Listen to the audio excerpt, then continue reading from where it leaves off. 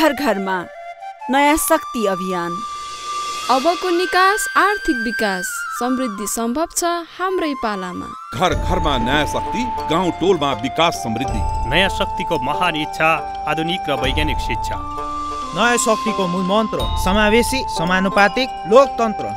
नयाँ शक्तिको वैचारिक आधार उन्नत लोकतन्त्र, समुन्नत समाजवाद। अधिकार सम्पन्न लोकपालको स्थापना, सुशासन र सदाचारको परिपालना।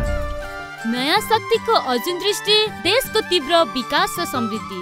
राष्ट्रिय स्वाधीनताको दिगो मूल, दुई छिमेकी बीच गतिशील पुल।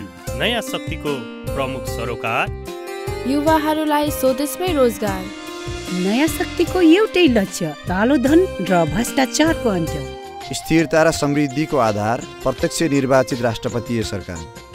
महिला र दलित विरुद्धको हिंसा मानवता विरुद्धको अपराध र कलङ्क।